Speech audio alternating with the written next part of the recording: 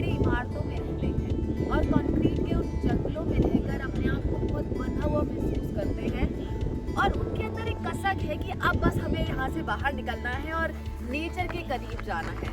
तो आज मैं आपको लेकर आई हूँ आपकी ऐसी ही मनचाही जगह जहाँ पर आप एक बार आएंगे ना तो आपको यहाँ से बाहर निकलने का मन नहीं करेगा। यहाँ की जो ठंडी ठंडी हवाएं हैं, पक्षियों की जो चहचहाहट है, उनकी जो आवाज़ें हैं, उसकी गूंज जब आपके कानों में पड़ेगी तो एक ऐसा सुकून आपको मिलेगा कि आपको लगेगा कि बस यही ठहर जाए। जी हाँ, जहाँ पर मैं आई हूँ उसका नाम है सूरजपुर वेटलैंड। आइए आज मैं आपको कराती हूँ सैर सूरजपुर वेटलैंड। 2 फरवरी है आज और आज वर्ल्ड वेटलैंड डे है, यानी कि आज इस वेटलैंड डे का स्थापना दिवस है। और लकीली हम आज यहाँ पर आए और आज आप देख सकते हैं यहाँ पर ये प्रोग्राम रखा गया था जहाँ पर यहाँ के डीएम भी आए और यहाँ की पुलिस कमिश्नर भी आए। आपको दिखा दें यहाँ पर उन्होंने अभी वृक्षारोपण भी किया है, कुछ देर पहले ही वो यहाँ से गए हैं। और यहाँ पर और स्कूल के बच्चे भी यहाँ पर इस प्रोग्राम में आए और जो लक्ष्मी सिंह जी है जो यहाँ की आई है पुलिस कमिश्नर है, उन्होंने बच्चों को समझाया कि आखिर ये जो वेटलैंड्स है वो क्यों इम्पोर्टेंट है हमारी ना सिर्फ प्रेजेंट जनरेशन के लिए बल्कि जो फ्यूचर जनरेशन है उन सभी के लिए भी वेटलैंड्स बहुत ज़रूरी है। ना सिर्फ वेटलैंड जो हमारे आसपास के तालाब और पोखर है उन्हें भी बचाना आज हमारी फ्यूचर जनरेशन के लिए बहुत ज़्यादा ज़रूरी है। और इसी इम्पोर्टेंस को बढ़ावा देने के लिए ये जो आज का दिन है 2 फरवरी वो रखा गया और ये प्रोग्राम किया गया। ये अब हम ये देखिए ये बर्ड वॉच टावर है, यहाँ पर मैं चढ़ती हूँ और यहाँ से कहते हैं ये इसीलिए बनाया गया कि और ज़्यादा क्लोजली आप जो बर्ड्स यहाँ पर आती हैं अलग अलग जगहों से, स्पेशली इस एरिया में, क्योंकि जहाँ पर वो रहती हैं वहाँ पर उनको नेचुरल वाटर रिसोर्सेज वहाँ पर ख़त्म हो जाते हैं, इसीलिए वो माइग्रेट करती हैं और वेटलैंड्स में पहुँचती हैं। मैं आपको बताऊँ कि कौन कौन सी यहाँ पर बर्ड्स आती हैं, कौन कौन सी स्पीशीज़ है। चलिए पहले ऊपर चलते हैं और यहाँ पर थोड़ा क्लोजली और बर्ड्स को देखने की कोशिश करते हैं। मैं ऊपर चढ़ रही हूँ लेकिन उसके साथ साथ आपको बता दूँ कि यहाँ का जो एम्बियंस है ना वाकई में बिल्कुल अलग है। आप लोगों की तरह मैं भी बड़ी बड़ी बिल्डिंग्स में रहती हूँ, शहर में रहती हूँ और कभी कभी होता है ना कि मन ऊब जाता है उन बड़ी बड़ी बिल्डिंग्स में रहकर, लेकिन जब आप यहाँ आएंगे का जो व्यू है वो आपका मन खुलेगा। देखिए कितना अच्छा ये और शानदार नज़ारा है। यहाँ पर हवा ठंडी ठंडी चल रही है और हल्की हल्की यहाँ पर जो चहचहाहट है पक्षियों की वो सुनाई दे रही है। जो मन का सुकून चाहते हैं हम सब वो यहाँ पर बिल्कुल मिलेगा। और थोड़ा सा मैं जूम करके आपको दिखाना चाहूँगी, आप देख सकते हैं वहाँ पर डक्स हैं, बहुत ज़्यादा क्लियर नहीं दिख रही है कौन सी है ये, हालांकि मैं अभी और ज़्यादा इसके बारे में इंफॉर्मेशन आपको दूँगी। अलग अलग बर्ड्स आपको दिखाई दे रही हैं यहाँ पर। और अब सबसे इम्पोर्टेंट बात जो कि मैं आपको बताना भूल गई कि आपको यहाँ पर आकर पहुँचना कैसे है। सबसे पहले तो बेस्ट जो विजिटिंग टाइम है यहाँ पर नवंबर से मार्च का है, तो फरवरी अब है। तो अगर आप आना चाहते हैं यहाँ पर सूरजपुर वेटलैंड में तो ज़्यादा दिन नहीं बचे हैं, इसलिए जल्दी से अपना प्लान बना लीजिए क्योंकि इस सुकून में आकर आपको वाकई में बहुत दिल खुश हो जाएगा। जगह कहाँ पर है आपको बता दूँ, उत्तर प्रदेश में है और ये है ये गौतम बुद्ध नगर है। और गौतम बुद्ध नगर में ये जो एरिया है आपको बता दूँ कि ये सूरजपुर है, सूरजपुर वेटलैंड है। यहाँ पर आप पहुँचेंगे कैसे?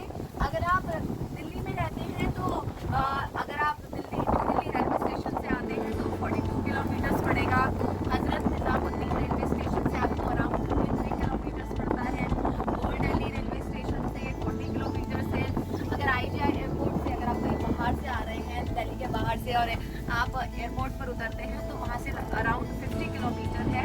अगर आप नोएडा से आ रहे हैं तो ये आपको विदिन 10 किलोमीटर्स पड़ेगा। अगर आप ग्रेटर नोएडा वेस्ट से आ रहे हैं तो 5 किलोमीटर, गाजियाबाद के आसपास से आ रहे हैं तो बस 5 किलोमीटर। तो ये तो मैंने आपको बताया है कि यहाँ पर यहाँ पर आपको आने में लगती है। यहाँ पर पहुँचने के लिए जैसे मैंने आपको बताया दिल्ली से आने हैं तो एयरपोर्ट भी है और रूट्स भी है और यहाँ एक अलग से लिंक रोड बनाई गई है ग्रेटर रोड है वेस्ट से, बहुत ही स्मूथ वो रास्ता है। हम वहीं से आए हैं अपनी व्हीकल से, बहुत ही अच्छा रास्ता है, थोड़ी थोड़ी दूर से। और यहाँ पर जब हम पहुँचेंगे तो और ज़्यादा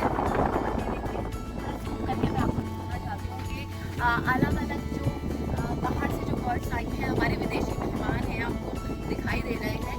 इसमें से शायद एक रेडी शेल्डक है। मैं इतना ज़्यादा एक्सपर्ट नहीं हूँ, सिर्फ मैंने यहाँ पर लोगों से पूछा तो उन्होंने बताया मुझे कि ये रेडी शेल्डक आपको दिख रही है, कैटल एग्रेट है वो यहाँ पर देखिए 2 स्पीशीज़ है, ये आपको दिखाई दे रही है। इसके अलावा यहाँ पर रेड कॉलर डक भी दिखाई देते हैं, ब्लैक बिटर्न दिखाई देते हैं, ग्रे हेरन दिखाई देते हैं, लिटिल एग्रेट दिखाई देते हैं, येलो बिटर्न दिखाई देते हैं, टफ्टेड डक दिखाई देती है, बॉम्बेलीज ईगल दिखाई देते हैं। तो बहुत सारी यहाँ पर जो स्पीशीज़ हैं वो आपको दिखाई देगी बर्ड्स की। आपको बता दूँ कि यहाँ पर लगभग 186 यानी कि 186 बर्ड्स की जो स्पीशीज़ है वो यहाँ पर आपको दिखाई दे जाएंगी। यहाँ पर आने के लिए अगर आप आ रहे हैं तो बाइनोक्यूलर साथ में लाएं, पानी की बॉटल जरूर साथ में लाएं, क्योंकि अंदर ज़्यादा कुछ आपको मिलता नहीं है खाने पीने के लिए। बच्चों के साथ आ रहे हैं तो खाने की भी चीज़ें रख लें, क्योंकि फैमिली के साथ आने के लिए बहुत ही शानदार जगह है जो आपकी पूरी फैमिली को एकदम सुकून देगी। देखिए यहाँ पर एक छोटा सा पपी भी है, आ जाओ आ जाओ आ जाओ आ जाओ। ये बर्ड्स और इतनी सारी और बाकी जो यहाँ पर स्पीशीज़ है उसके साथ साथ एक छोटा सा पपी भी मुझे यहाँ पर घूमता हुआ मिल गया। तो मैं बस यही आपको बताना चाहती हूँ कि बहुत ही ज़्यादा मुझको सुकून यहाँ पर पहुँचाने वाली ये जगह है। एक तरफ आप देखिए पूरा ऐसे जंगल जो हमें शहरों में नहीं दिखाई देते हैं, उस तरह का ये घना एक जंगल सा इलाका है। और एक साइड ये देखिए पूरा पानी ही पानी है, जहाँ पर खूबसूरत जो पंछी हैं वो आपको उड़ते हुए नजर आएंगे, उनकी चहचहाहट सुनाई देगी, हवा है। मुझे नहीं लगता कि इससे सुकून पहुँचाने वाली और कोई जगह हो सकती है। जो शहर में रहने वाले लोग हैं उनके लिए अपने बच्चों को यहाँ पर लाएं, अपनी फैमिली के साथ आएँ, एक अलग एक्सपीरियंस आपको देखने को ज़रूर मिलेगा।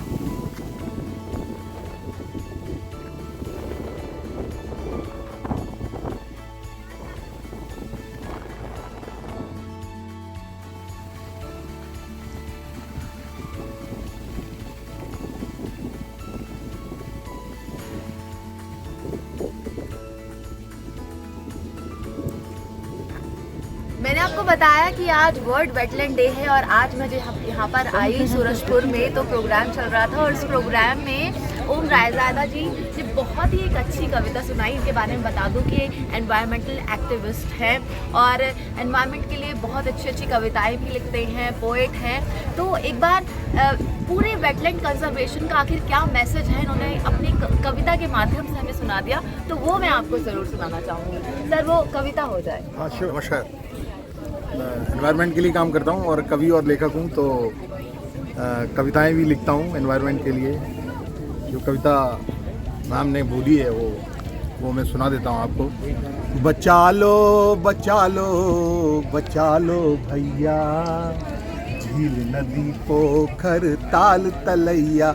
आज वेटलैंड डे है तो हमें पानी जल के संरक्षण और संवर्धन के लिए काम कर रहा है, तो उसी के लिए मैंने कविता लिखी थी। बचा लो बचा लो बचा लो भैया, झील नदी पोखर ताल तलैया। कूड़ा ना डालो रसायन ना डालो, कूड़ा ना डालो रसायन ना डालो। सीवर जो डालो संभाल करके डालो। पूजा की मूरत नाना मेरी मुन्नी, भर भर के फेंको न पन्ना न पन्नी। न फेंको अठन्नी न फेंको रुपैया, झील नदी पोखर ताल तलैया। बचा लो बचा लो बचा लो भैया, झील नदी पोखर ताल तलैया।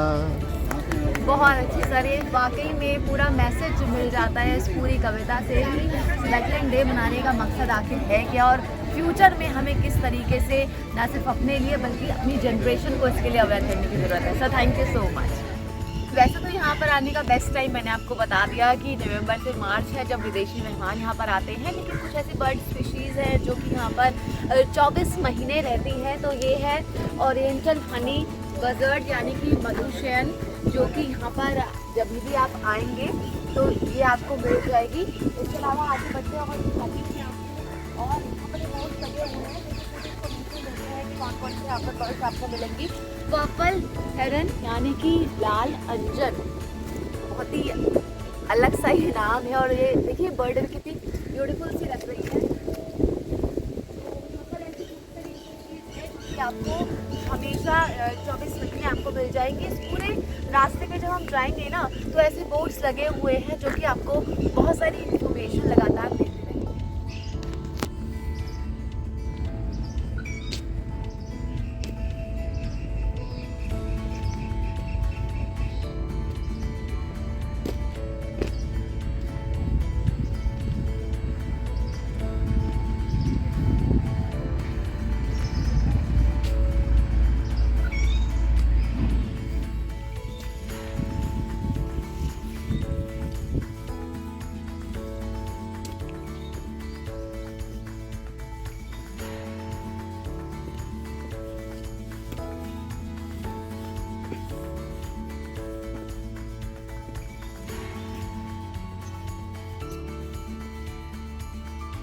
ये देखिए यहाँ पर ये रोफोस ट्री पाए है, मुटरी जिसे कहते हैं।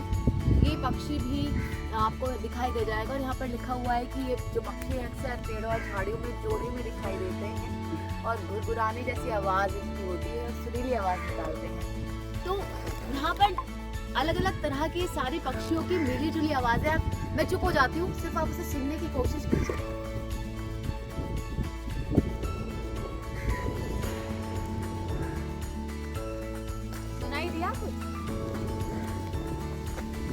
तो इन चहचहाती आवाज़ों के बीच अब वक्त हो गया है यहाँ से चलने का। मन तो नहीं कर रहा है लेकिन जाना पड़ेगा, घूम भी जाना है। लेकिन मैं आप सभी से ये कहना चाहूँगी कि एक बार आप सब यहाँ पर आए अपने फ्रेंड्स के साथ, फैमिलीज के साथ।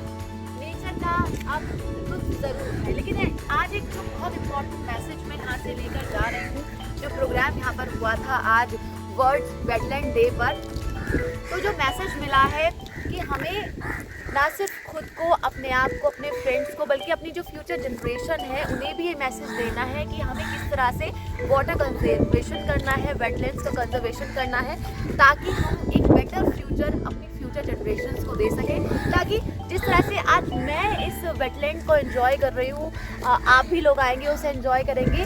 जो हमारी जनरेशन आगे आए वो भी इस नेचर को एंजॉय कर सके और इसका लुत्फ उठा सके।